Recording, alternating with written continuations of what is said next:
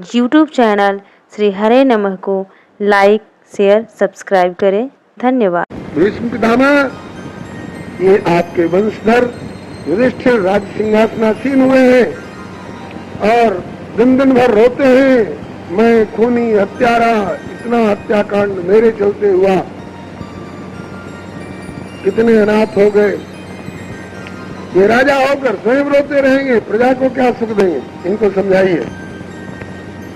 भीष्म पितामह ने कहा, युधिष्ठिर आकर खड़े हो, मैं गर्दन इधर नहीं कर सकता हूँ, सामने आगे खड़े। युधिष्ठिर जी सामने खड़े हुए। तुमने निर्मल आकाश देखा है? हाँ दादाजी देखा है। बिनु घन निर्मल सोह आकाशा, जिन हरिजन परिहरि सब आशा। ऐसा भी आकाश देखा होगा जिसमें दो चार बादल के टुकड़े उधर से आए, दो चार बादल के टुकड़े उधर से आए। हाँ दादाजी, ऐसा भी देखा है। इसके बाद ऐसा भी आकाश देखा होगा, इतने बादल जुट गए कि सब जगह बादल ही बादल दिख रहे हैं, न सूरज दिखे, न चंद्रमा दिखे, न तारे दिखे। हाँ दादाजी, ऐसा भी देखा है। अच्छा, तो उस मेघाच्छन्न आकाश को देखने से लगता है कि अब तो बादल ही बादल हैं। तो फिर इसके बाद आकाश सदा के लिए मेघाच्छन्न नहीं रहता है, या वे बादल हटते हैं, फटते हैं। बोले बादल फटते हैं, हटते हैं, आकाश फिर निर्मल भी होता है। का सच बताओ, सोच विचार कर बताओ युधिष्ठिर, निर्मल आकाश में बादलों को लाने वाला कौन? बोले कि पवन के झोंके, हवा के झोंके। अच्छा, ठीक ठीक। और जुटे हुए बादलों को बिखेर कर, भगा कर, हटा कर, और फिर आकाश को निर्मल बनाने वाला कौन? बोले उसी पवन के झोंके। बादलों को जुटाने वाला रुख अपना लिया पवन ने तो बादल जुट गए, और बादलों को हटाने वाला रुख अपना लिया पवन ने तो बादल हट गए। तो कहा कि अच्छा, बादलों को, निर्मल आकाश में बादलों को जुटाने वाले और जुटे हुए बादलों को हटाने वाले पवन देव, और संसार भर के लोगों को हटाने और जुटाने वाले तुम ठेकेदार हो क्या? समझ गए युधिष्ठिर जी कहाँ इशारा है, कहाँ चोट है।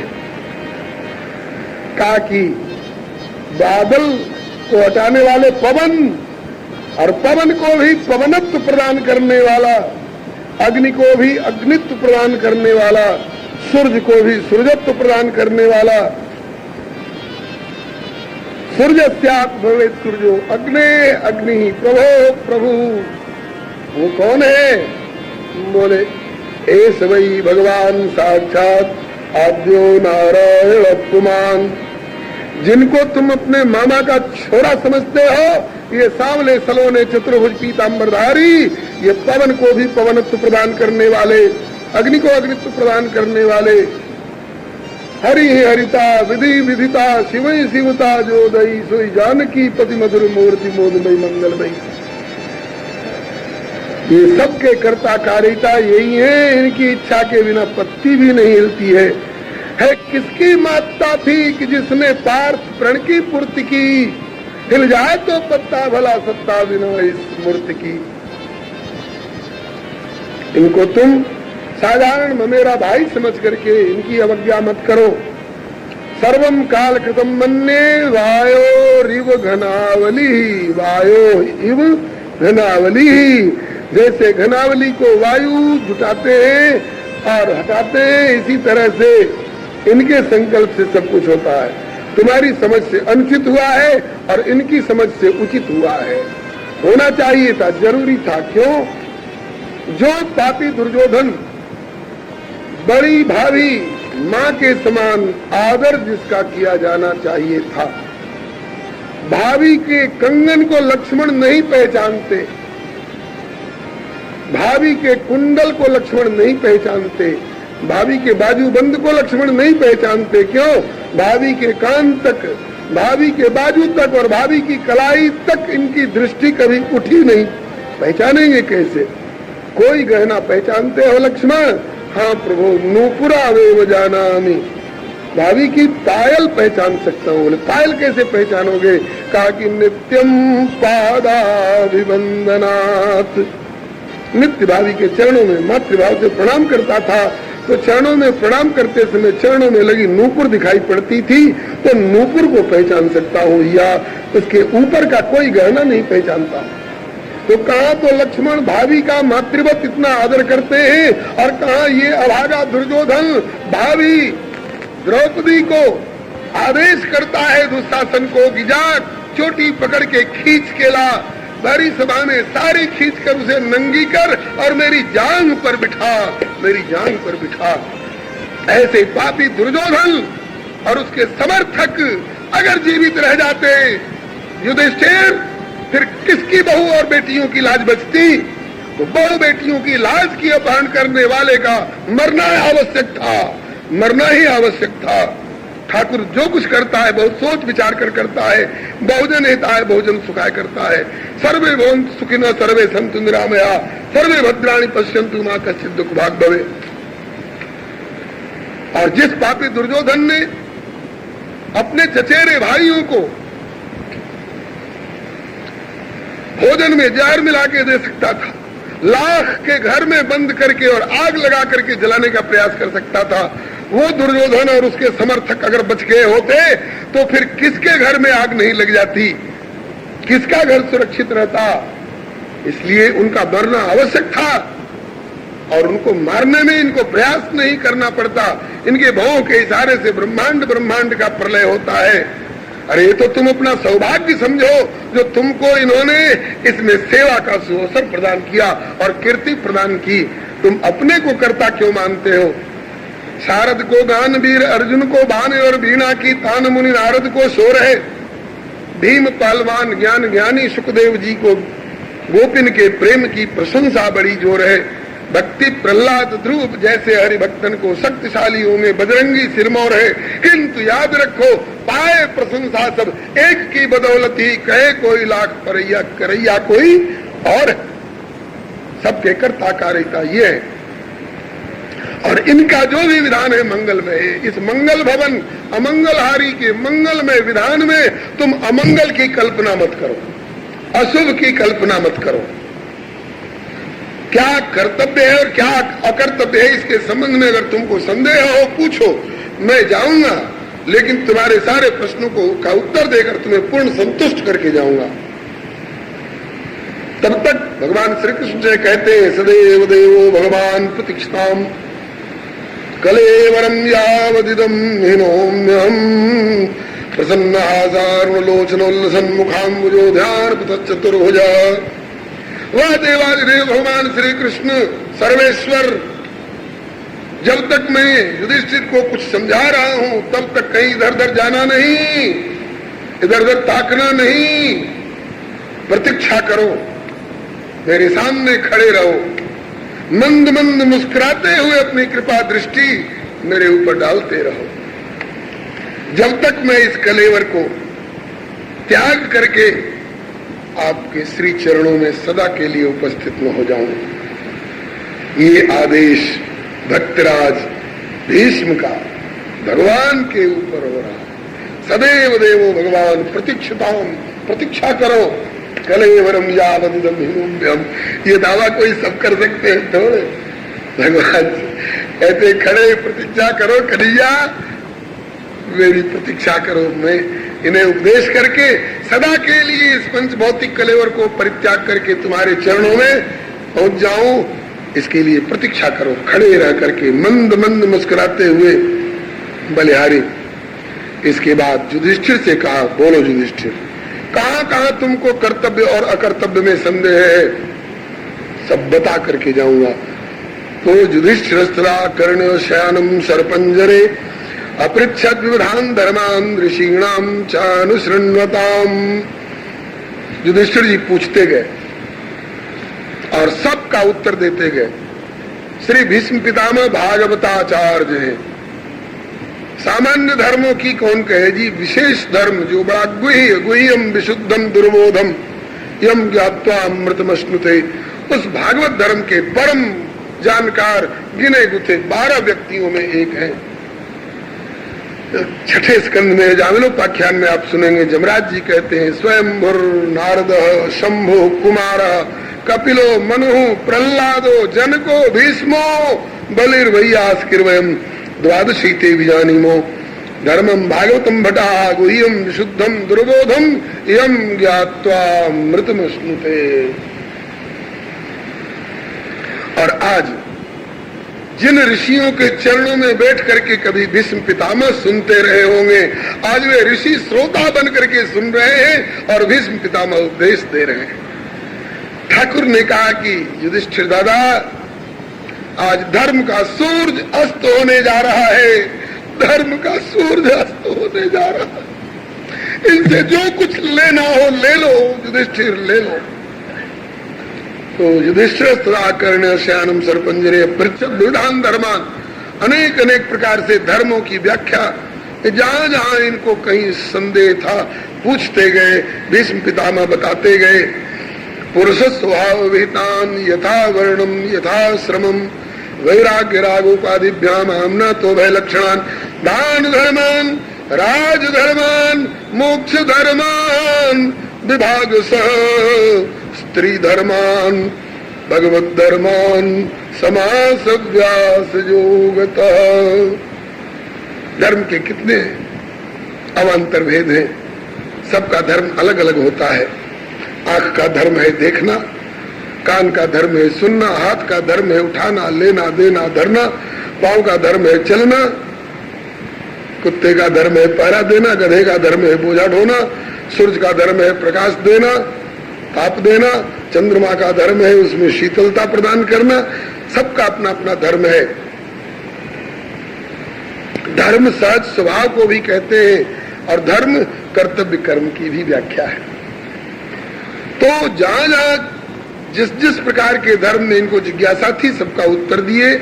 इसका बहुत विशद वर्णन महाभारत के शांति पर्व में है, बहुत विशद वर्णन। इसके बाद भगवान श्री जब युधिष्ठिर संतुष्ट हो गए, अब कोई संदेह तो नहीं दादाजी आपकी कृपा से नष्टो मोह स्मृति लब्धा तत्प्रसादात में अच्युत वाली स्थिति हो गई। उसके बाद भीष्म बोले कि अब मैं चलूंगा, लेकिन चलने के पहले जहां मन होना चाहिए मयि एव मन आधत्स्व मयि बुद्धि निवेशय निवसिष्यसि मयि एव अत ऊर्ध्वं न संशय। लोग बैंक में रुपया जमा करते हैं, गहना जमा करते हैं, ज्वेलरीज जमा करते हैं और रत्न वगैरह जमा करते हैं, क्यों? सुरक्षित रखने के लिए। उसमें भी बोले बैंक में भी बोले लॉकर में रखो तो ज्यादा सुरक्षित रहेगा। ठाकुर कहते हैं कि मुझसे ज्यादा सुरक्षा देने वाला न कोई बैंक है न कोई लॉकर है। इसलिए अगर अपने मन मस्तिष्क अपने प्राणों को और अपने को सुरक्षित रखना चाहते हो तो किसी बैंक में मत जमा करो, बल्कि मयि एव मन आधत्स्व, मुझ में मन का आधान कर दो, जमा कर दो। मयि बुद्धि निवेश है, बुद्धि को मुझ में प्रवेश करा दो। इसका परिणाम क्या होगा? बोले निवसिष्यसि मयि एव अत ऊर्ध्वं न संशयः। भीष्म पितामह ने अब ठाकुर जी की ओर मुड़ करके कहा कि प्यारे श्याम सुंदर, तुम सर्वेश्वर हो। जैसे मकड़ी स्वयं अपने भीतर से रेशा उगल करके जाल बुनती है, स्वयं उसमें विहार करती है और फिर स्वयं सारे को अपने भीतर समेट लेती है, इसी तरह से तुमने अपने संकल्प से सारी सृष्टि को अपने भीतर से प्रकट किए हो और इसमें तुम स्वयं विहार करते हो और स्वयं अपने में ही सबको समेट लेते हो, उपसंहार कर लेते हो। आपकी घुंघराली अलकावली आज तो काली काली चमक रही है, लेकिन उस समय जब सारथी बनकर युद्ध में आप रथ हाँक रहे थे अर्जुन का, घोड़ों की टाप से उड़ी हुई धूल की ढेर तुम्हारी इन घुंघराली अलकावलियों पर, काली काली भौहों पर और तुम्हारी इन बड़ोनियों पत्नियों पर जो पड़ी हुई थी उस समय की तुम्हारी झांकी अभी भी मुझे याद आ रही है। सर्वेश्वर हो प्रभु, सर्वेश्वर हो। सर्वेश्वर हो करके भी अर्जुन की गुलामी करना तुमने स्वीकार कर लिया। अर्जुन ने तुमको नीचे बिठाया सारथी की जगह पर, अपने ऊपर बैठा रथी की जगह पर। कितना ऊपर, इसका भी हिसाब है। युद्ध काल में रथी इतना ऊपर बैठता है और सारथी उसके इतना नीचे बैठता है कि सारथी को वाणी से इशारा न करना पड़े कि इधर रथ ले चलो, उधर रथ ले चलो, बल्कि रथी का पैर का अंगूठा सारथी के कान के पास हो, सारथी के कान के पास हो रथी के चरण का अंगूठा, ताकि बाएं रथ ले चलना है तो बाएं अंगूठे से सारथी के कान के पास में खोद कर इशारा करे। दाहिने रथ ले चलना हो तो दाहिने चरण के अंगूठे से दाहिने कान के पास में खोद करके इशारा करेगा कि दाहिने ले चलो। मतलब कि जहां अर्जुन का चरण था वहां तुम्हारे कर्ण थे प्रभु, और अर्जुन तुम्हारे ऊपर हुकूमत कर रहा था। सेनयोर भयोर मध्य रथम स्थापयमेच्युत अच्युत। हाँ हुजूर, बोले दोनों सेनाओं के बीच में ले चलकर मेरे रथ को खड़ा करो। अभी लीजिए हुजूर। बोले रथ सेना के मध्य में क्यों खड़ा करना चाहते हैं अर्जुन?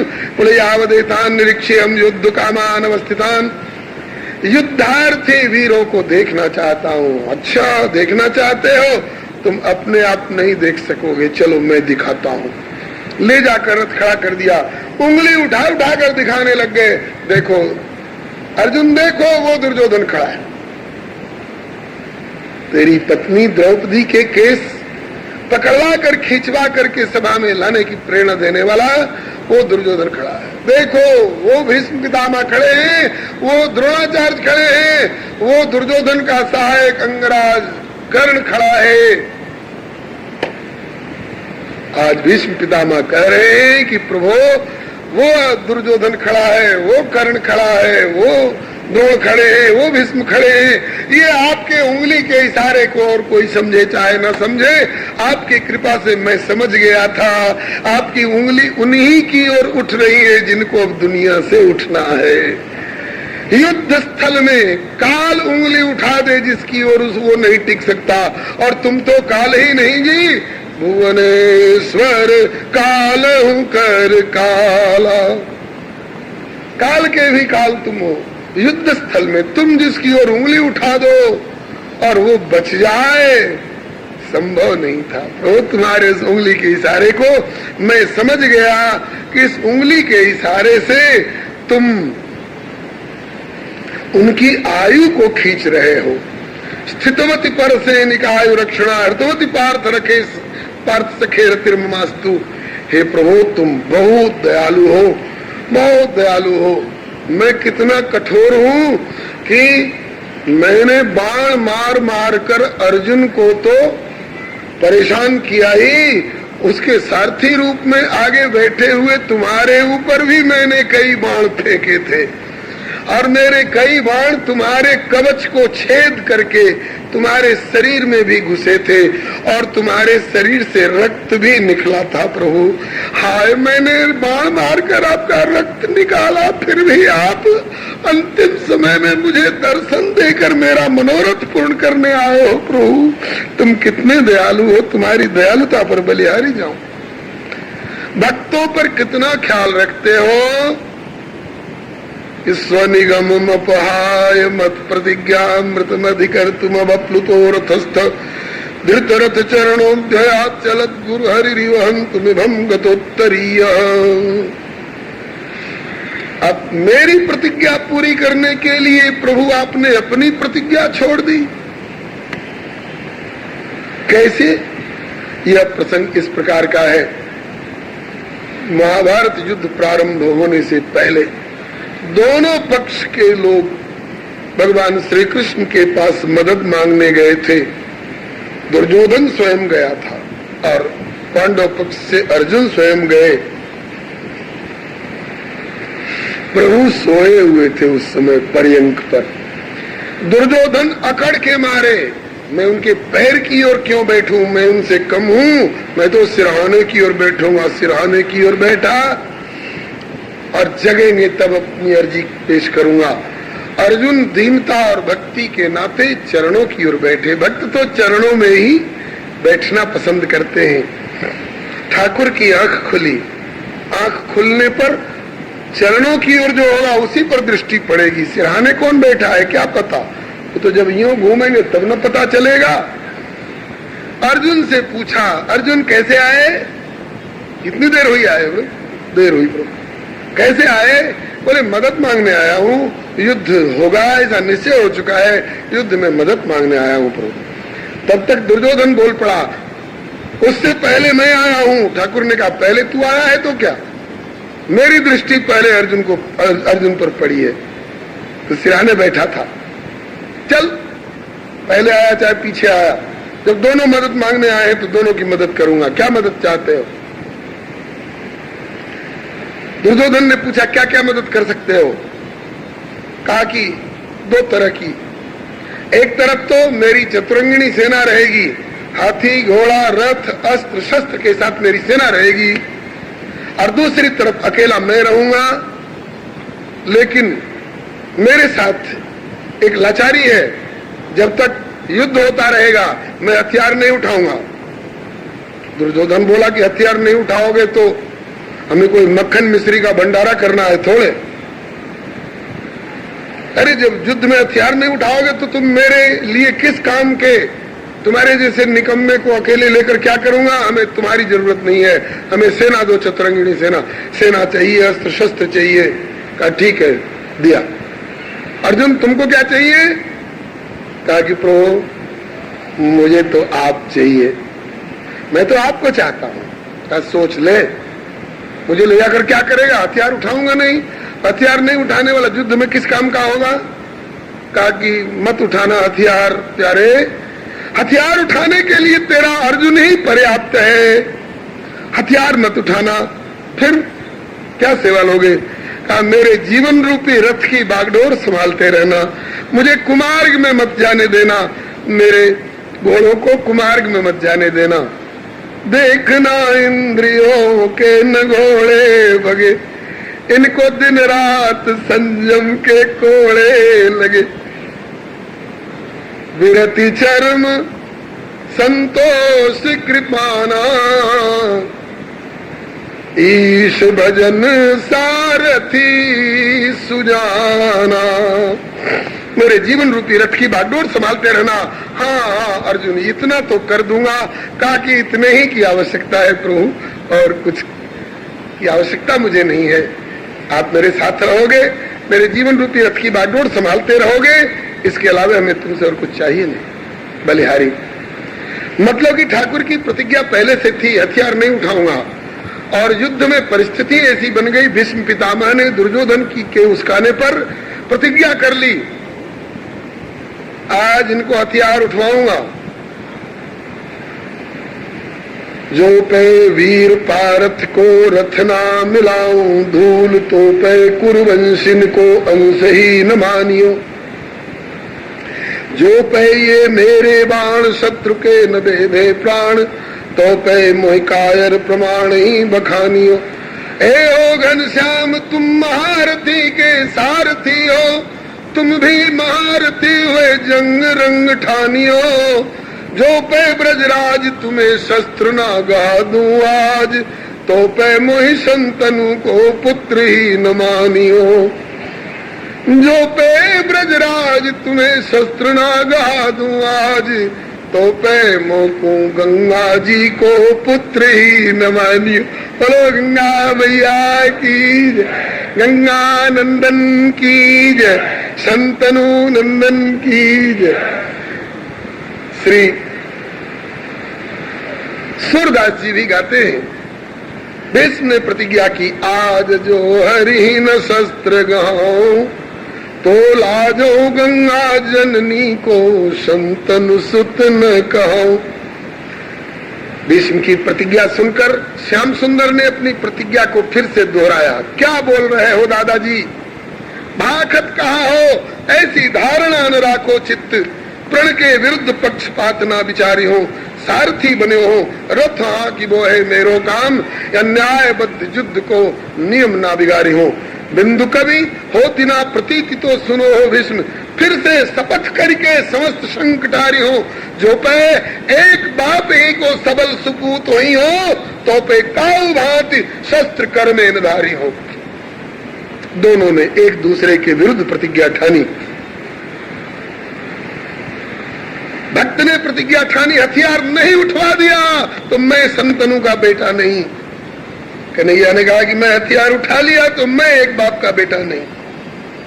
अब दोनों में से एक ही साबित होंगे एक बाप के बेटे, चाहे भक्त चाहे भगवान। भीष्म ने वो बाणों की वर्षा करी, अर्जुन घबरा गए, लगता है आज दादाजी नहीं छोड़ेंगे, सखे बचाओ। बस भक्त की आर्त पुकार सुनी भूल गए प्रतिज्ञा। भीष्म के बाण न सोहे के व्यथित वीर पार्थ पुकारो, पाहि पाहि शरणागति। बस समर समक्ष कृष्ण धाये रथ चक्र लेके, जाकी ज्योति कोटि कोटि सूरज समझागति। बस भीष्म को इतने ही से मतलब था, त्याग धनुष बाण, धर दिया धनुष बाण, बस बस बस मेरी प्रतिज्ञा पूरी हो गई, अब मार डालो तो कोई फिक्र नहीं। त्याग धनुष बाण भीष्म बोले, अहो गोविंद शस्त्र धार लीनो, भई प्रण की कहा गति। झूठो प्रण करके निज पित को कलंकित कीनो, एहो ब्रजराज तुम्हें लाजू न लागती। प्रतिज्ञा तो कर गए कि एक बाप का बेटा होऊंगा तो हथियार नहीं उठाऊंगा, हथियार उठा लिया, क्या साबित हुआ? ठाकुर हंस पड़े, बोले दादाजी यही साबित करना चाहते हो ना कि कन्हैया एक बाप का बेटा नहीं? अरे तुम क्या साबित करोगे, मुझसे सुनो। बोले गोविंद सुनो भीष्म भगत राज, मोह को जन्म देन हारे जगत में अपार है। सिंधु खम्ब पृथ्वी पाषाण ते प्रगट होत, कह लगी बखानो मेरे अमित अवतार है। अवतार मत कहो, जन्म ही कहो, पिछले अवतारों की बात छोड़ो, इस अवतार की बात लो। अवतार भी नहीं, जन्म भी कहो तो भी। को कहते हैं वसुदेव देव की को लाल, और को कहे कि नंद और यशोदा के कुमार है। तो जाके एक बाप हो बचावे निज लाज सोई, मेरी कौन लाज मेरे पिता तो हजार। ब्रजवासी आज भी गाते हैं, अरे या की जात न जानी जाए, बलम मेरो सत जतिया। सत जतिया है, ये तो भीष्म पितामह की हंसी का उत्तर हंसी में दिया। अब एक हंसी में भी साची कह रहे हैं। बोले कि जब होड़ लगी मेरे भक्तन से, एक तो होड़ लगती नहीं है, भक्तों से बहुत डरता हूँ, इनसे जीत नहीं पाऊंगा, होड़ लगाता नहीं हूँ, कहीं ठन गई तो। बोले जब होड़ लगी मेरे भक्तन से, तब मेरी वहाँ कुछ भी न चले, मुझ में और मेरे भक्तन में, मुझसे मेरे भक्त प्रबल निकले। ये भक्ति का मार्ग अनोखा है, इस पथ पर जो कोई चल निकले, मेरी मर्याद टले तो टले, मेरे भक्त का मान कभी न टले। अर्जुन ने पांव पकड़ लिया था, सखे अपनी प्रतिज्ञा मत छोड़ो, नहीं तो प्रलय हो जाएगा।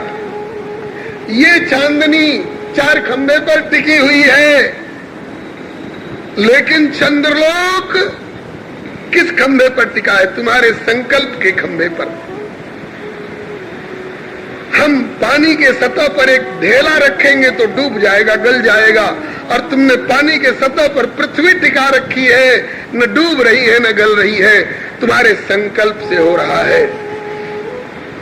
नाथ, आज तुम अपना संकल्प छोड़ दोगे तो चंद्रलोक आकर पृथ्वी से टकरा जाएगा, और पृथ्वी जल में निमज्जित हो जाएगी, प्रलय हो जाएगा।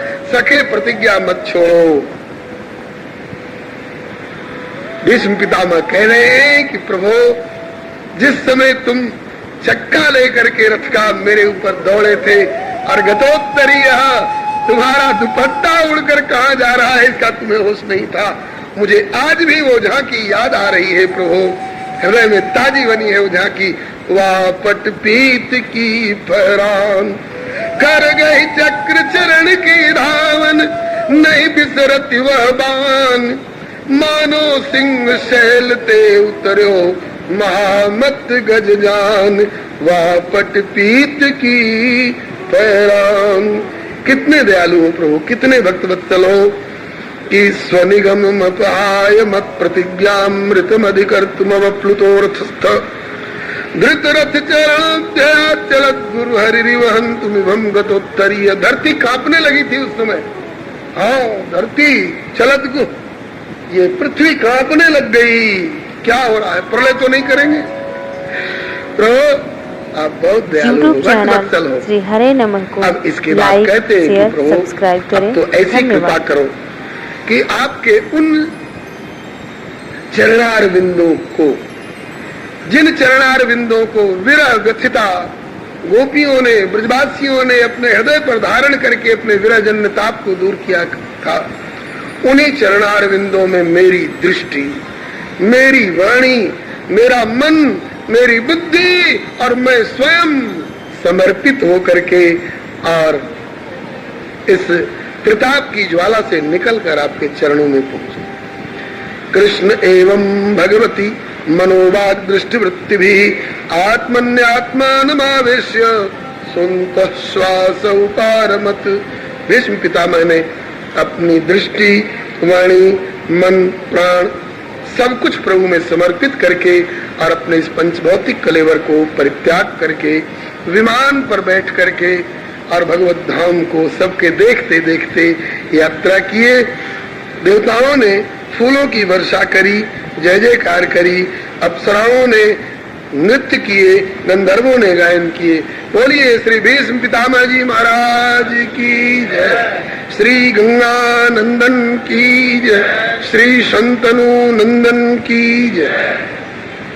बंधुओं, श्री युधिष्ठिर जी ऐसे महापुरुष के वियोग से दुखी तो हुए और लोग भी, किंतु इनकी सदगति देख करके प्रसन्नता भी हुई। बड़े बड़े योगियों के लिए भी जो गति दुर्लभ, वो श्री भीष्म पितामह को प्रभु ने दी। इसके बाद श्री भीष्म पितामह के शरीर का और द्वदैहिक संस्कार जैसा होना चाहिए विधिवत श्री युधिष्ठिर जी ने किया। बहुत लोग समझते हैं कि संतान नहीं है मेरे, इसलिए न सुख मिलेगा न सदगति मिलेगी, संतान से ही सुख और सदगति मिलती है। लेकिन भीष्म पितामह को देखिए कितनी संतान पैदा की, ब्याह नहीं किए, संतान कहाँ से काय को उत्पन्न करेंगे, लेकिन बिना संतान उत्पन्न किए भगवत कृपा का आश्रय लेकर के आज सारे संसार के पितामह कहलाते हैं, सारे संसार के बाबा कहलाते हैं।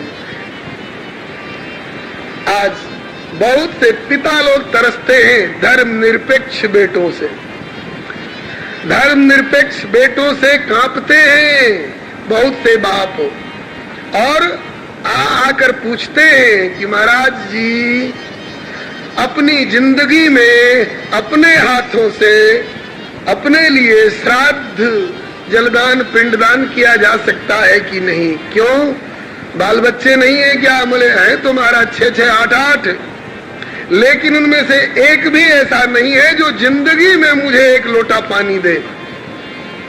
जिंदगी में एक लोटा पानी देना पसंद नहीं करते।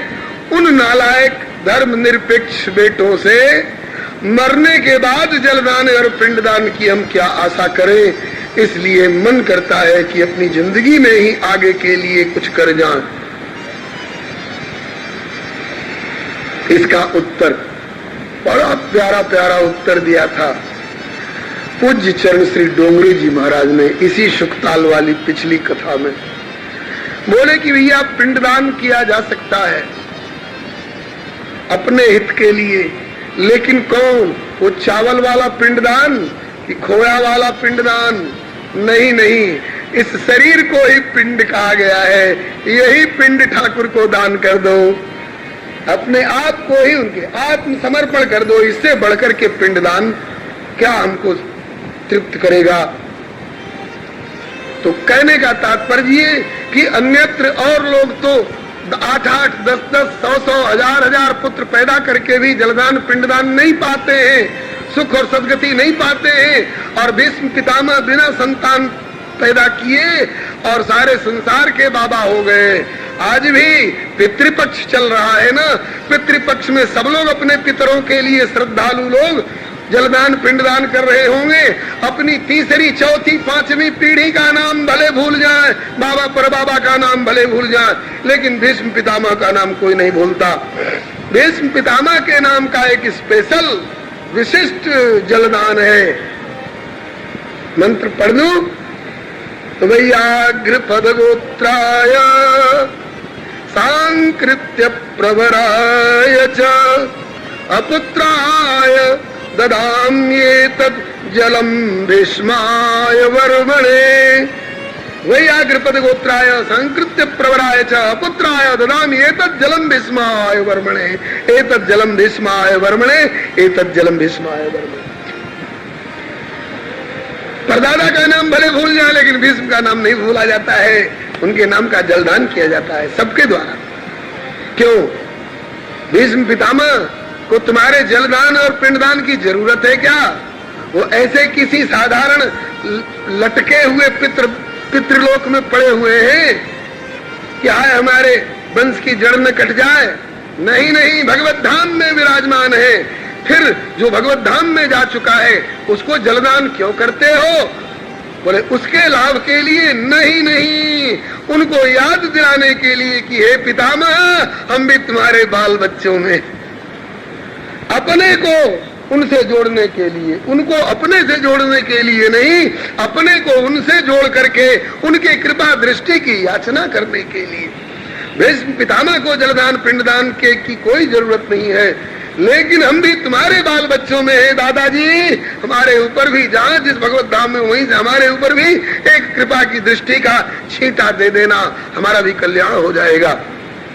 उदार चरिता नाम तू वसुधैव कुटुंबकम। ऐसे उदार चेता महापुरुषों के लिए सारा विश्व ही अपना है, सारा विश्व अपना है। बोलिए श्री भीष्म पितामह जी महाराज की जय। पित्रा चानुमतो राजा वासुदेवानुमोदिता चकार राज्यम धर्मेण पितृपैतामहं विभु।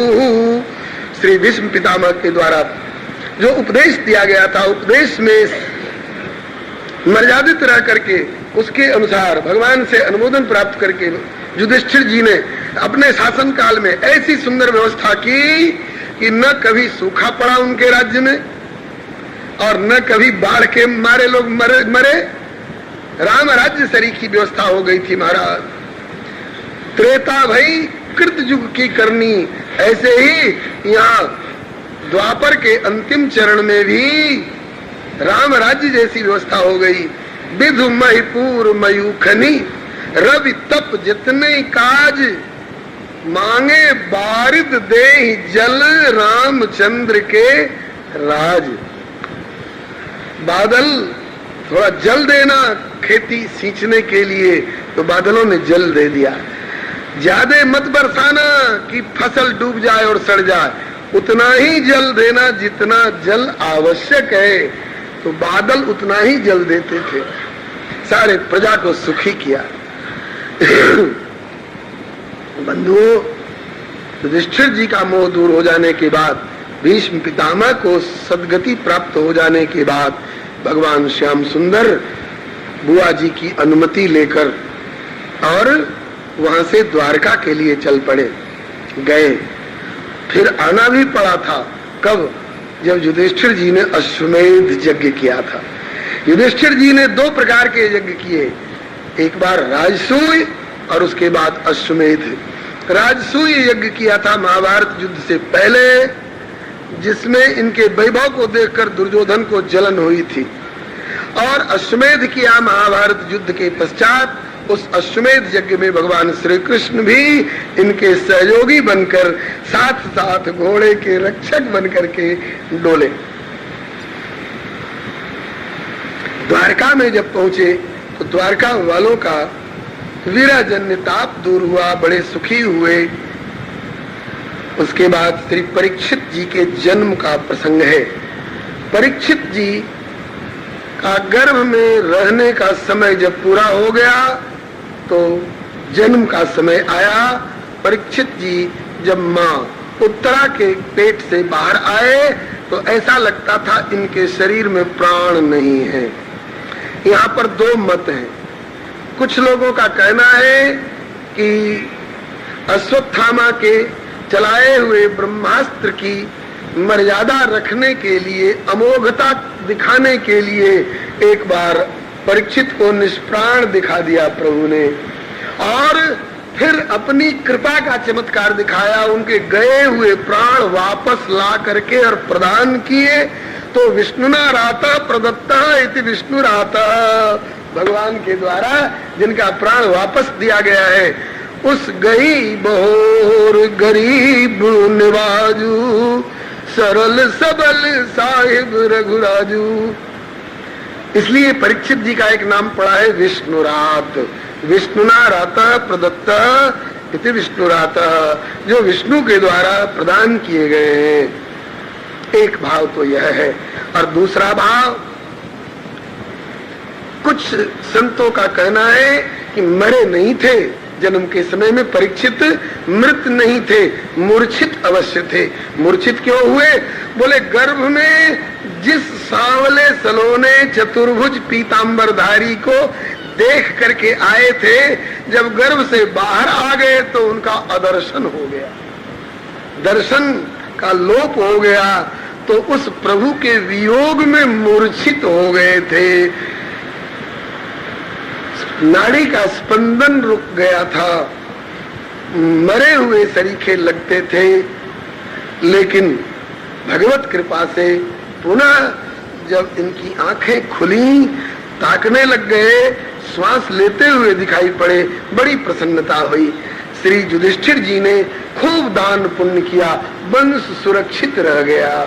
ऋषियों को बुला करके और उनसे इनका भविष्य पूछा, कैसे नक्षत्र में पैदा हुआ है बालक, कैसा इसका भविष्य का संस्कार होगा, हमारे इस पांडव वंश के धर्म पालन की मर्यादा का तो पालन करेगा। ऋषियों ने बड़े सुंदर सुंदर लक्षण बताए। पार्थ प्रजाविता साक्षात इक्ष्वाकुरिव मानवः ब्रह्मण्य सत्य संधश्च रामो दाशरथिर्यथा एष दाता शरण्यश्च यथा योषि नरसिभिः। इस प्रकार से बताए कि इक्ष्वाकु राजा की तरह प्रजा पालक होगा, राजा रामचंद्र की तरह सत्य संध और ब्रह्मण्य होगा, अर्जुन की तरह धनुर्धर होगा, समुद्र की तरह गंभीर होगा, हिमाचल की तरह अपने निश्चय पर अटल रहने वाला होगा, मृगेंद्र सिंह की तरह पराक्रमी होगा। बहुत सुंदर सुंदर लक्षण बताए और एक गड़बड़ रेखा बताई। इसके भाग्य में एक गड़बड़ रेखा भी पड़ी हुई है। क्या? कभी इस बालक के द्वारा जीवन काल में आगे चलकर किसी संत का अपमान हो जाएगा, जिसके कारण शाप लगेगा और तक्षक नाम के सर्प के काटने से इसकी मृत्यु होगी। इस बात को सुन करके श्री युधिष्ठिर जी घबरा गए। क्यों युधिष्ठिर उदास क्यों हो गए? कहा महाराज, सब अच्छाइयों पर पानी फिर गया, सर्प के काटने से मरेगा तब तो अधोगति होगी, और मेरा वंशज अधोगति को प्राप्त हो, ये मेरे लिए चिंता की बात स्वाभाविक है। कहा घबराओ नहीं, प्रारब्ध के अनुसार काटेगा शरीर को तक्षक सर्प, लेकिन जहां तक सदगति और अधोगति का प्रश्न है, विश्वास रखो इसकी अधोगति नहीं होगी, सदगति हो जाएगी। कैसे?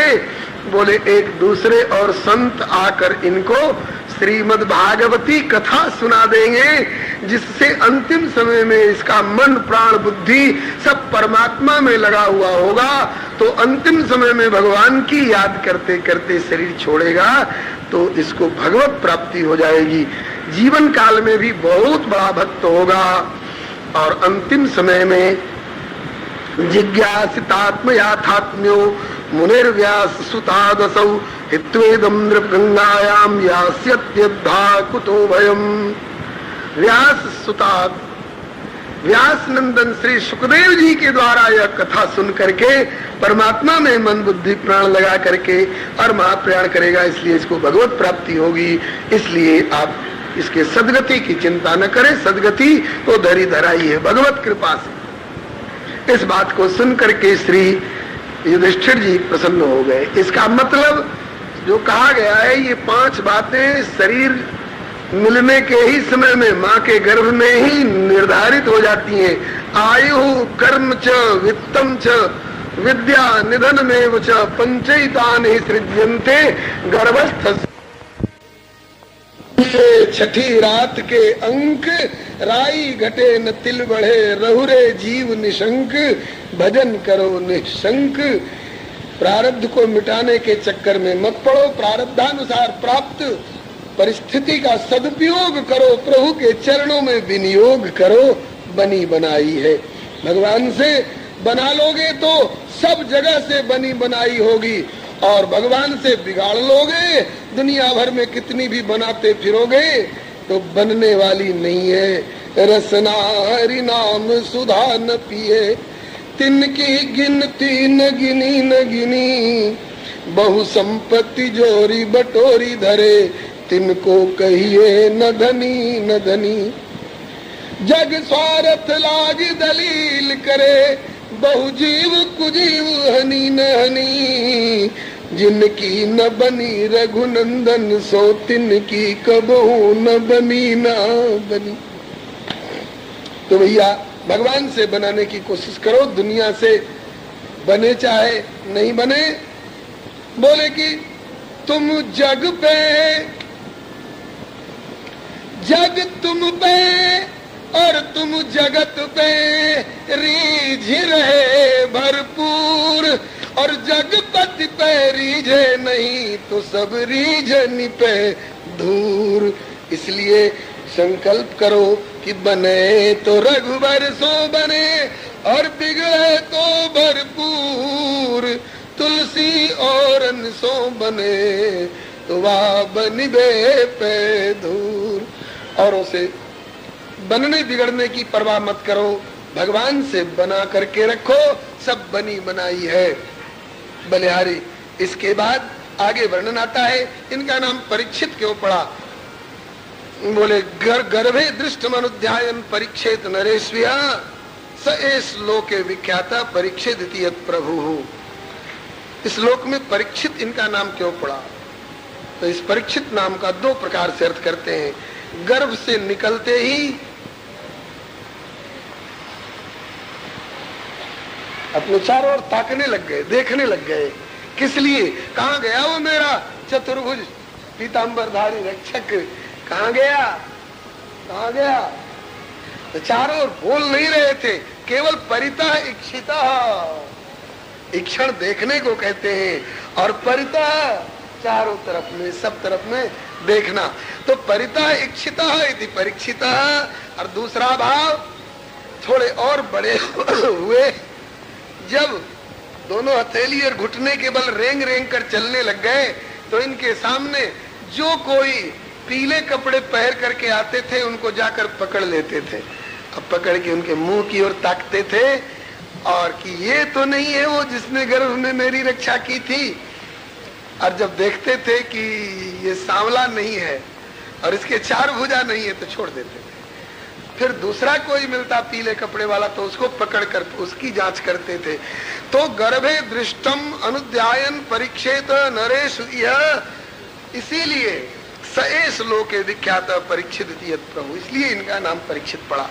अब आगे वर्णन करते हैं कि वह राजपुत्र स राजपुत्रो वृद्धे, वो वृद्धि को प्राप्त होने लग गए, बढ़ने लग गए। कैसे? आसु शुक्ल इवोडुपः, जैसे शुक्ल पक्ष में चंद्रमा प्रतिदिन वृद्धि को प्राप्त होते हैं, इसी तरह से यह बालक वृद्धि को प्राप्त होने लगा। बचपन से ही भगवान के बहुत बड़े भक्त थे, भगवान की भक्ति के खेल खिलौना भी खेलते थे ना, तो भगवान की सेवा पूजा के खेल खेलते थे। काकभूषुंडी जी जैसे कहते हैं कि मैं बचपन में खेलता तो था लेकिन इधर उधर का खेल नहीं खेलता था। तो क्या खेल खेलता था? बोले कि खेलूं तो बालकन मीला, करऊं सकल रघुनायक लीला। भगवान की लीला के खेल खेलते हैं। होनहार बीरवान के होत चीकने पात, बड़ा लाड़ प्यार मिल रहा है। माता का पितामह और पितामही इत्यादि का। इसके बाद आगे वर्णन आता है। श्री विदुर तीर्थ यात्रायाम मैत्रेय आध्यात्मनोगतिम ज्ञात्वा गाधास्तिनपुरम जयावाप्त विवित्सितः। विदुर जी जो कौरवों के भी और पांडवों के भी चाचा लगते हैं, व्यास जी की दृष्टि से उत्पन्न हुए हैं ना, तो चाचा लगते हैं।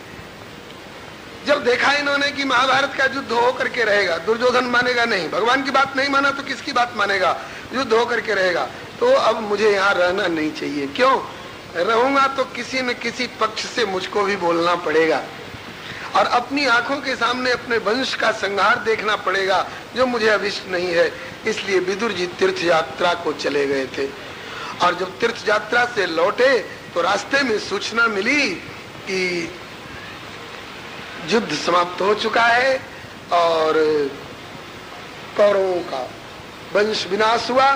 युधिष्ठिर पांचों भाई सुरक्षित हैं और युधिष्ठिर राज सिंहासन पर आसीन होकर के धर्म पूर्वक समस्त प्रजा को सुखी कर रहे हैं। तो अपने इन स्वजनों को देखने के लिए श्री विदुर जी हस्तिनापुर आए। तो युधिष्ठिर जी ने देखा तो चाचा जी के चरणों में लिपट के रोने लग गए। चाचा जी आप हम लोगों को छोड़कर कहां चले गए थे? तो बोले कि बेटा अपनी आंखों के सामने अपने वंश का संहार देखना मुझे अभिष्ट नहीं था, इसलिए मैं चला गया था और तीर्थ यात्रा में चला गया था। युधिष्ठिर जी बोले तीर्थ यात्रा में आप गए थे किस लिए? तीर्थों से पवित्र होने के लिए। आप ऐसा समझते हो, समझते रहे। मैं तो ऐसा समझता हूं कि आप तीर्थ यात्रा में गए भी होंगे तो तीर्थों से पवित्र होने नहीं बल्कि उन तीर्थों को पवित्र करने गए होंगे। क्यों? भगवद विधा भागवता तीर्थभूता स्वयं विभो तीर्थी कुर्वन्ति तीर्थानि स्वांतस्थे न गदाभृता। आप जैसे भक्तों के अंतःकरण में गदाभृत भगवान सतत साक्षात सगुण साकार श्री विग्रह से विराजते हैं। और आप सरीखे भक्तजन जिस तीर्थ में जाते हैं उन तीर्थों का भी पाप धुल जाता है। तीर्थ और पापियों का पाप धो धो करके जमा करते रहते हैं अपने पास में। और उनका पाप कैसे धुलेगा? बोले भगवद विधा भागवता तीर्थभूता स्वयं विभो तीर्थी कुर्वन्ति तीर्थानि स्वांतस्थेन गदाभृता। वैसे आप शरीर से जरूर हम लोगों से अलग हो गए थे, लेकिन चाचा जी हमारा विश्वास है कि आप मन से प्राण से सदा हमारे साथ थे। आपके आशीर्वाद ने, आपकी कृपा ने तो हमारी रक्षा की है, बार बार रक्षा की है, एक बार नहीं। जिस समय हमको लाह के घर में बंद करके दुर्योधन ने आग लगवाई थी, हम लोग जल गए होते उसी समय में, लेकिन आप ही के द्वारा बनवाए हुए सुरंग से निकलकर हम लोगों के प्राण की रक्षा हुई। जैसे कछुई अपने अंडे को कहीं रख करके और कहीं से ध्यान करके पोषण करती है, ऐसे ही कमठ अंड की नाई आपसे हम लोगों को बराबर पोषण मिलता रहा। इस प्रकार से श्री युधिष्ठिर जी ने इनका स्वागत किया, बड़ा पूजन किया। रात्रि का समय जब हुआ तो श्री विदुर जी एकांत कक्ष कमरे में गए, कहा जहां इनके बड़े भाई धृतराष्ट्र, अंधे धृतराष्ट्र और उनकी पत्नी गांधारी, दुर्योधन की मां, युधिष्ठिर जी की ताई और ताऊ जी जिस कमरे में रहते थे। अपने बेटे मर गए तो कहीं तो ठिकाना चाहिए ना, तो युधिष्ठिर जी के ही यहाँ उनका गुजारा हो रहा था। युधिष्ठिर जी अपने पिता से बढ़ करके आदर करते थे, अपने पिता से बढ़कर आदर करते थे धृतराष्ट्र का। ये नहीं सोचते थे कि इन्होंने अपने पुत्रों को नहीं समझाया, जिनसे हमको इतना कष्ट मिला, और अपने पुत्र नष्ट हो गए तो यहाँ रह करके गुजारा कर रहे हैं। युधिष्ठिर ऐसा कहना तो दूर, सोचते भी नहीं थे, अपने पिता से बढ़ चढ़ कर आदर करते थे। लेकिन भीमसेन कभी कभी कोसते थे अकेले में पा करके। देखो, जब तक इस अंधे के बेटे जिंदा रहे तब तक एक बार भी उनको नहीं समझाया कि ये अपने हैं, इनके प्रति न्याय बरतो। और जब अपने 100 बेटे मर गए तो ये अंधा कुत्ते की तरह पेट पालने के लिए हमारे दरवाजे पर पड़ा हुआ और जिंदगी बसर कर रहा है। भीमसेन कभी कभी ऐसे टोक दिया करते थे, खून की घूंट पी करके रह जाया करते थे। धृतराष्ट्र क्या करते, चारा नहीं था, नेत्रहीन कहाँ जाएंगे। आज मौका मिल गया विदुर जी को। विदुर जी ने एकांत कमरे में जाकर भैया और भाभी दोनों को समझाया, भैया तुमने पूर्व जन्म में कोई पाप किया होगा इसलिए नेत्रहीन बने। इस जिंदगी में ही 100 बेटों के मरने का कष्ट तुमको सहना पड़ रहा है। चलो, पिछले जन्म में जो कुछ बिगड़ी सो बिगड़ी, उसको अब भोग रहे हो। कम से कम अब तो भगवान का भजन चिंतन करके आगे की बना लेते हैं। लेकिन भैया हमको लगता है कि पूर्व जन्म के कर्मानुसार तुम्हारी बाहर की आंखें फूटी सो फूटी, लगता है अपनी भीतर की भी आंखें फोड़ लें का। अरे भीतर की आंखों से परमार्थ की ओर देखो, परमात्मा की ओर देखो। पिछली बिगड़ी सो बिगड़ी, अगली तो बना लेते, भगवान का भजन करो। धृतराष्ट्र बोले रोकर, भैया चाहता तो हूं भगवान का भजन करूं, लेकिन कहाँ भजन बनता है यहाँ। उन्हीं पुत्र पुत्रों की याद आती रहती है, और भूख लगती है तो कब ये रोटी देंगे, तो इन्हीं की याद आती है। जाइए न तहाँ जहाँ संगति कुसंगति है, कायर के संग सूर भागी है पे भागी है। घर में बसे घर में फंसे, घर में वैराग्य कहाँ, माया मोह ममता में पागी है पे पागी है। फूलन के पास बस फूलन की बास होत, कामिनी के संग काम जागी है पे जागी है।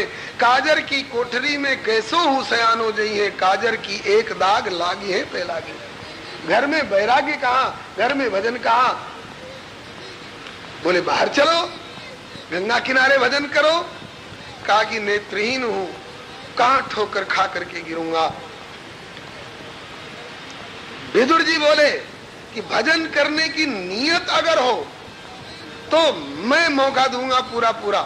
मैं ले चलकर तुम्हें गंगा स्नान करा करके कुटिया में पहुंचाया करूंगा, मैं तुम्हारी लंगोटी धोया करूंगा, मैं तुम्हारे लिए फल फूल जुटाया करूंगा, किसी तरह की असुविधा नहीं होने दूंगा।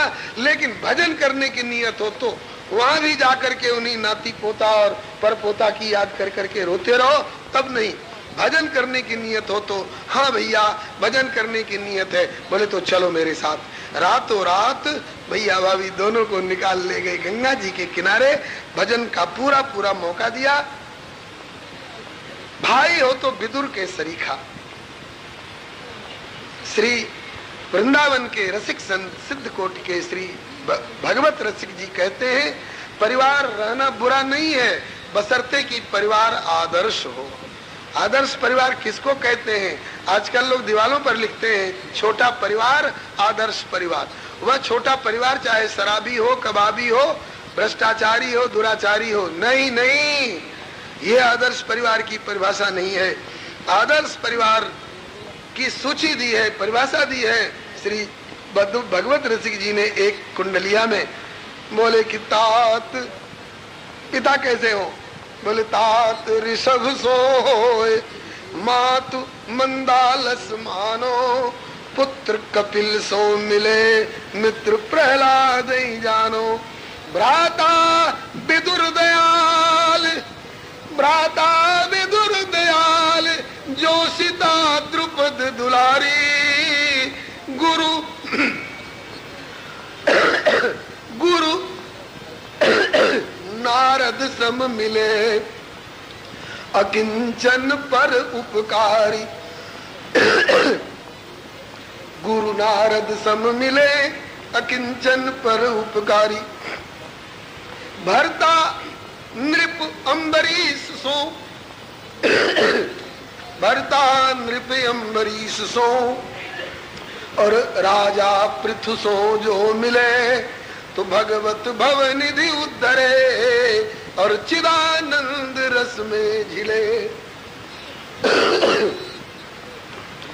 इस सूची में आया भाई हो तो दयालु विदुर सरीखा, असमर्थ नेत्रहीन मोहासक्त गृहासक्त भाई धृतराष्ट्र और भाभी गांधारी को गंगा किनारे ले जाकर गंगा स्नान कराया, भजन का सुअवसर प्रदान किया, भजन का तौर तरीका बताया और अंतिम समय में भगवत स्मरण कराते हुए और इनका शरीर का अंत हुआ, इसलिए भगवत प्राप्ति हुई। कहा जाता है कि पुत्र पुत्र मने पुत्र नाम नरक तस्मात् त्रायते इति पुत्र, पुत्र नरक से त्राण दिलावे उसका नाम पुत्र, नहीं तो पुत्र काहे को मूत्र। श्री कबीरदास जैसे संत कहा करते हैं, जाहे मार्ग मूत है वाहे मार्ग पूत। जिस रास्ते से मूत निकलता है उसी रास्ते से पूत भी निकलता है। फिर मूत और पूत में अंतर क्या? बोले कि जाहे मार्ग मूत है वाहे मार्ग पूत, भजन करे तो पूत है नहीं तो समझो मूत। तो पुत्र के लिए कहा जाता है पुत्र वह है जो पुत्र नाम नरक और उससे जो त्र त्राण दिला दे उसका नाम पुत्र। लेकिन एक नहीं 100 पुत्र पैदा करके भी और धृतराष्ट्र पुत्रवान नहीं रह सके, वे पुत्र सुख और सदगति नहीं दिला सके। अगर विदुर सरीखे भाई नहीं होते तो इस जीवन में तो दुख शोक मिला ही, अभी आगे भी जन्म मरण का शोक चढ़ बैठता चढ़ा रहता। लेकिन धन्य भाई विदुर जिनने इनको भजन का मौका देकर भजन कराकर भगवत प्राप्ति करा दी। इसीलिए कहा गया है भ्राता विदुर दयाल, भाई हो तो विदुर के यूट्यूब चैनल श्री हरे नमः को लाइक शेयर सब्सक्राइब करें। धन्यवाद। नित्य नियम के अनुसार ताऊ जी के कमरे में ताऊ जी को और ताई जी को प्रणाम करने के लिए देखा कमरा सुना है। हाय कहाँ चले गए? हमसे कुछ गलती हो गई क्या? सेवा में त्रुटि हो गई क्या? हमसे रूठ कर दुखी होकर वे चले गए। कहीं हमारे आचरण से दुखी होने के कारण उनके दुख से कहीं हमारा लोक परलोक न बिगड़ जाए। रो रहे थे युधिष्ठिर जी, हमसे क्या गलती हुई, क्यों चले गए ताऊ जी ताई जी? इतने में नारद स तुम्बरु जी के साथ में श्री नारद जी आए और बताया युधिष्ठिर चिंता मत करो। कैसे चिंता नहीं करे गुरुदेव? नेत्रहीन ताऊ जी ताई जी चले गए, पता नहीं कहाँ ठोकर खा रहे होंगे। बोले नहीं, ठोकर खाने नहीं गए हैं, 84 लाख जोनियों के चक्कर और ठोकर से बचाने के लिए तुम्हारे चाचा विदुर जी अपने भैया को भगवत प्राप्ति कराने के लिए ले गए हैं। और ज्यादा नहीं, केवल 5 दिन का प्रारब्ध उनका शेष था। इस 5 दिन के अंतिम दिनों में भगवत चरणार बिंद में उनका मन लगवा करके और भगवत प्राप्ति करा देंगे। 5वें दिन उनको भगवत साक्षात्कार और भगवत प्राप्ति हो जाएगी। जब यह सुने तब युधिष्ठिर जी को बड़ी तसल्ली हो गई। अभी खांसी जोर की उठी थी। हमरे राम ने समझा कि ठाकुर कंठ पर ब्रेक लगा रहे हैं। ये कह करके कि अब 5:30 बजने में मात्र 3 मिनट की देर है, तो ये 3 मिनट तक कीर्तन ही करा लो ताकि दूर जाने वालों को अंधेरे का सामना न करना पड़े। श्री महाराज जी की ऐसी ही आज्ञा है। आज की इतनी सेवा से आप संतुष्ट हो। आगे की चर्चा श्री प्रभु कृपा से कल सवेरे होगी और क्रम क्रम से होती रहेगी। आज 3रा दिन है, अभी 1 हफ्ता और 22 तारीख तक। श्री हरे नमः। श्री कृष्ण गोविंद हरे मुरारी, हे नाथ नारायण वासुदेवा,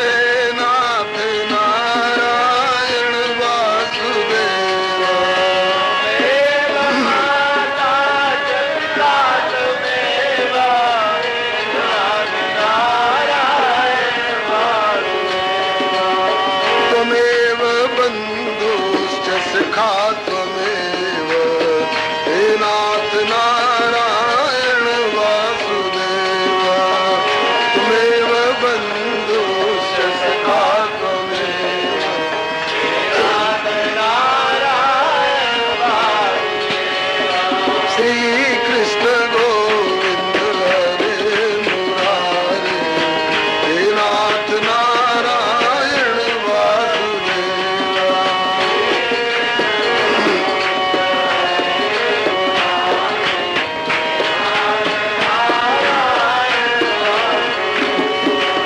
श्री कृष्ण गोविंद हरे मुरारे हे नाथ नारायण वासुदेव श्री कृष्ण गोविंद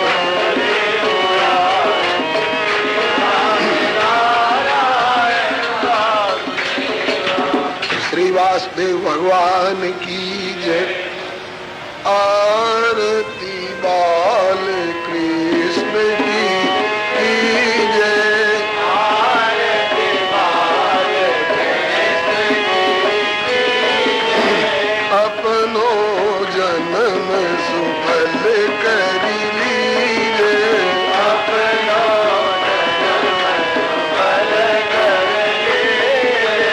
श्री यशोदा को परम दुलारो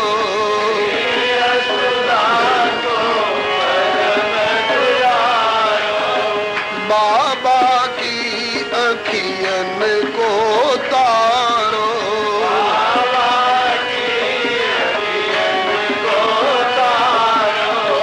गोपिन के प्राणन को प्यारो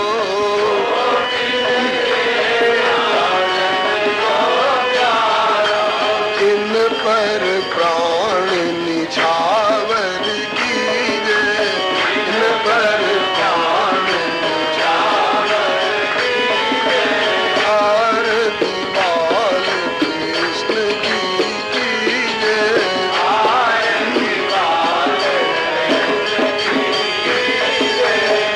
बलदाऊ को छोटो भैया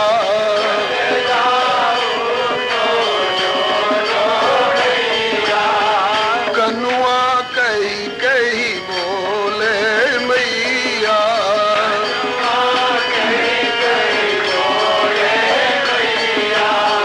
परम मुदित मन लेती बलैया परम मुदित मन लेती बलैया अपनो सर्वस इनको दीजे अपनो सर्वस इनको दीजे आरती बाल कृष्ण की कीजे आरती बाल कृष्ण की कीजे श्री राधावर सुघर कन्हैया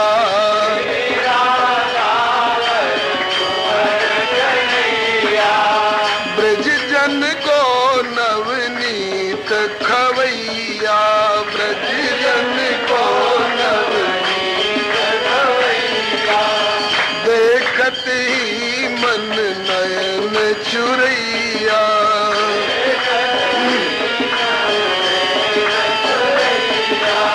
यह छवि नैनन में धरी लीजे यह छवि धरी लीजे आरती बाल कृष्ण की जय आरती बाल कृष्ण की तो तरी बोलन मधुर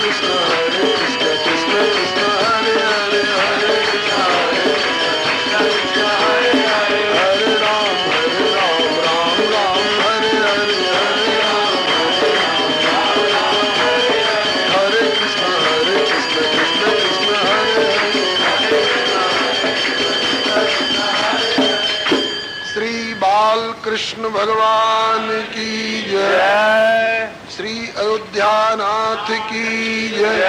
श्री वृंदावन बिहारी लाल की जय। श्री वैकुंठनाथ की जय। श्री प्रहलाद पति की जय। श्री गौरी शंकर भगवान की जय। राम रसिया श्री हनुमंत लाल की जय। समस्त सपरिकर श्रीमद् भागवत महापुराण की जय। श्री वेद व्यास भगवान की जय। श्री सुखदेव जी महाराज की जय।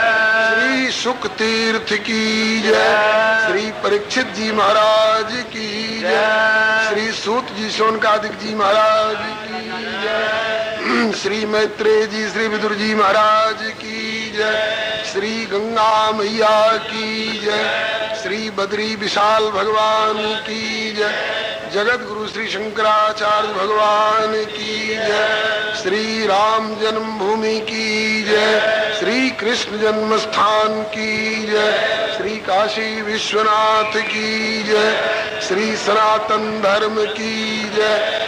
श्री गौ माता की जय। श्री भारत माता की जय। अपने अपने श्री गुरु गोविंद की जय।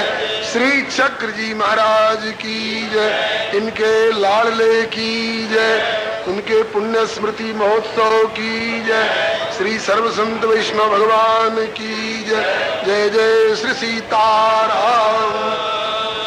जय जय श्री राधे श्याम। हर हर महादेव। कृष्ण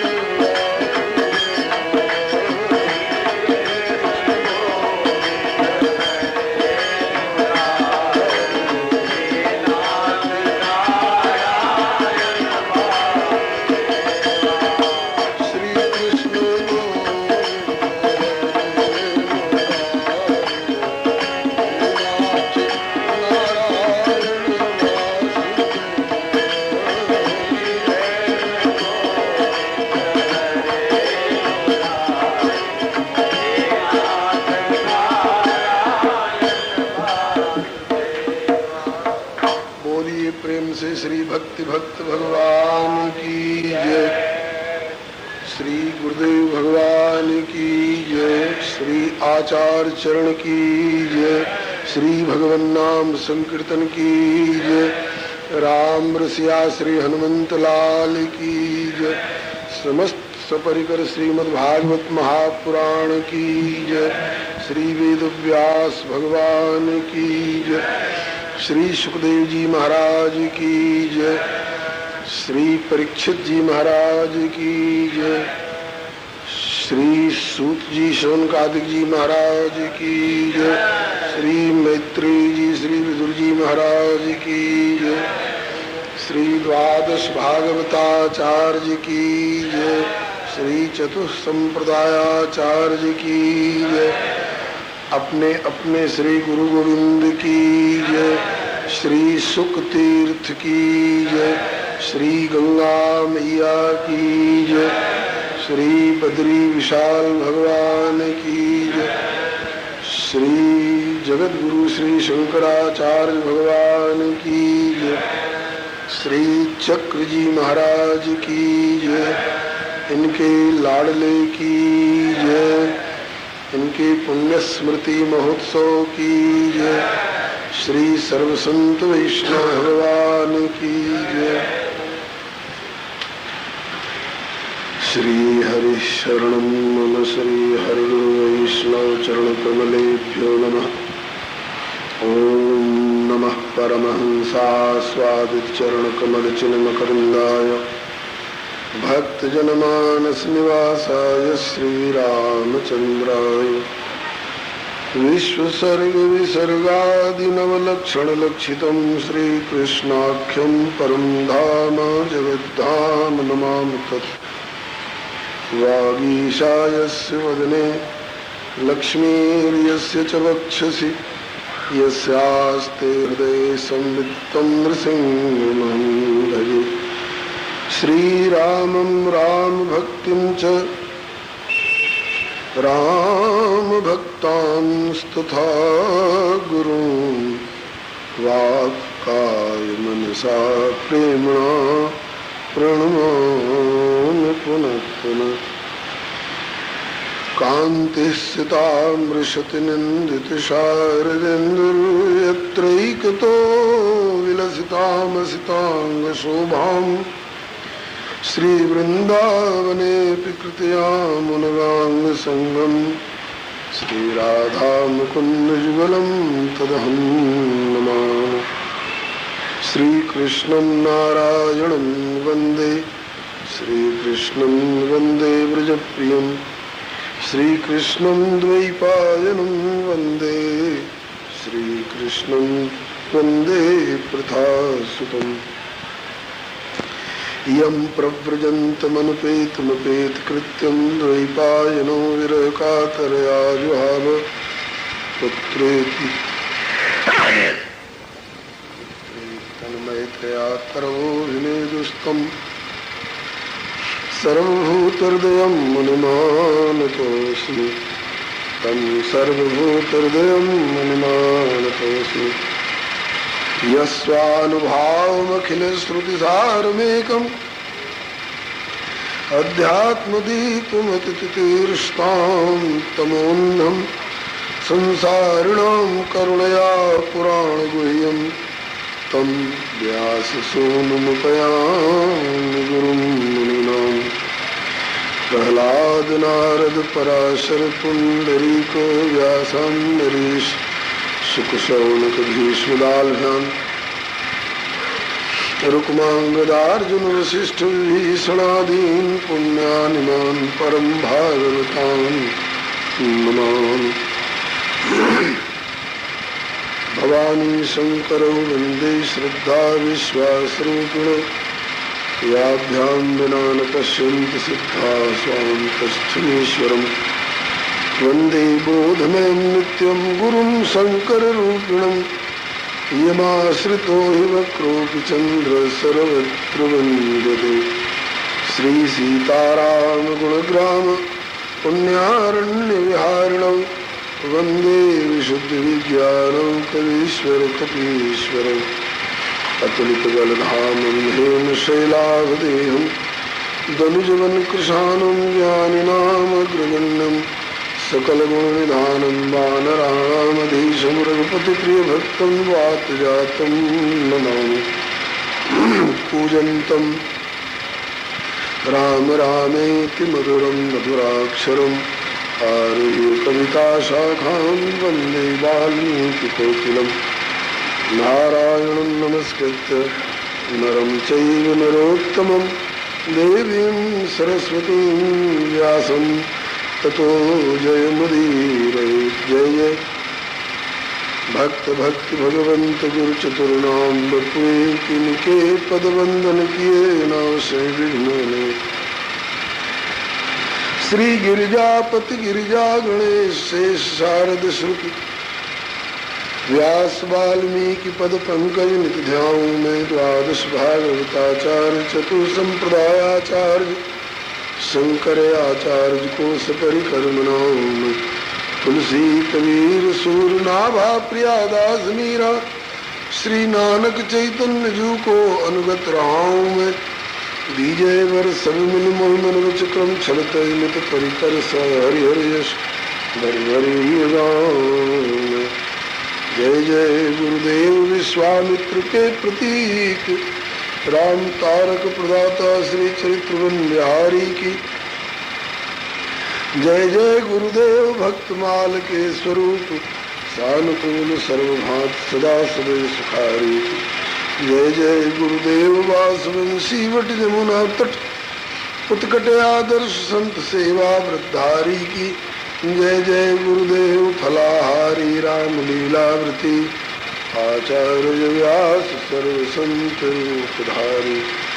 बोलिए प्रेम से श्री राम कृष्ण भगवान की जय।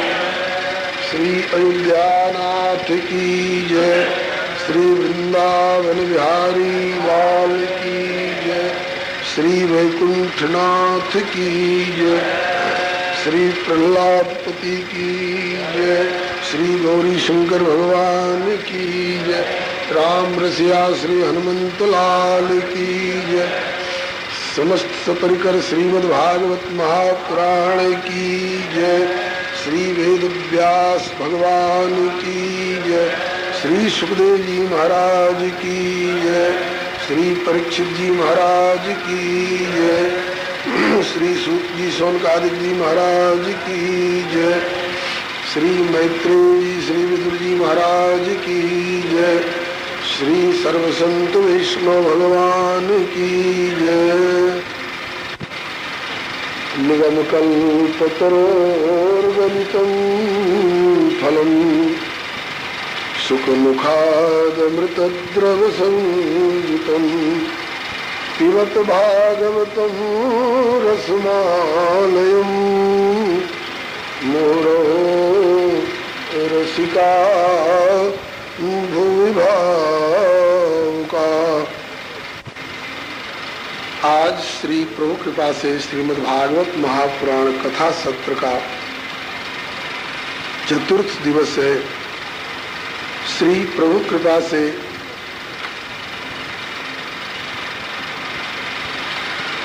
पूर्वान्नकालिक बैठक की कथा प्रारंभ होने जा रही है। आप लोग अपने अपने स्थान पर शांति पूर्वक विराजमान रहकर समाहित चित्त से कथा का श्रवण करें।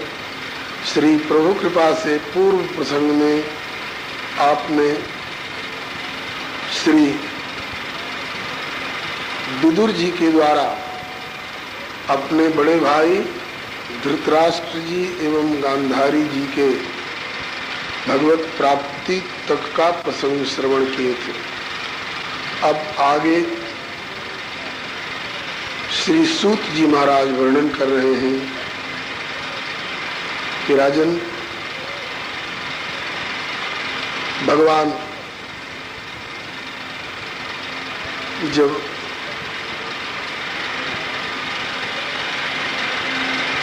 अर्जुन के बुलाने पर पुनः आकर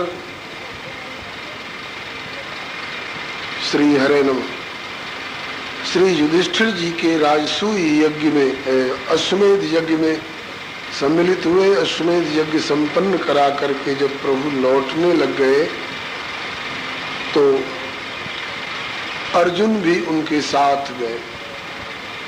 द्वारकावासी अपने अन्य स्वजनों का भी दर्शन हो जाएगा, इनको सही सलामत वहां पहुंचा भी आऊंगा। इधर युधिष्ठिर जी को बड़े बड़े अपशकुन दिखाई पड़ने लग गए। सूरज दिन ही में प्रभाहीन जैसे लगने लग गए। आकाश से तारे टूट टूट करके धरती पर गिरते हुए दिखाई पड़ रहे हैं। बाईं आंख फड़क रही है, बाईं भुजा फड़क रही है। गीदड़, कुत्ते और गधे बेतरह रोते हुए दिखाई पड़ते हैं। मंदिरों में प्रतिमाओं की आंख से आंसू की धार बहती हुई दिखाई पड़ रही है। गैयों के थन से दूध की जगह पर खून की धार निकल आती है। ये सारे अपशकुन देख करके युधिष्ठिर जी चिंता कर रहे थे, क्या होगा, कुछ समझ में नहीं आता है। ऐसे ऐसे अपशकुन दिखाई दे रहे हैं। अर्जुन द्वारका गया था, अभी लौटकर नहीं आया। उसी समय अर्जुन लौट करके आए, बहुत उदास थे। युधिष्ठिर ने उदासी का कारण पूछा। अर्जुन ने बताया, वंचितो हम महाराज हरिणा बंधु रूपिणा ये न मे परितम तेजो देव विस्मापनम महत् यस्य क्षण वियोगेन लोको य प्रिय दर्शनः उक्थे न रहितो ये समृतकः प्रोच्यते यथा। YouTube चैनल श्री हरे नमः को लाइक, शेयर, सब्सक्राइब करें। धन्यवाद।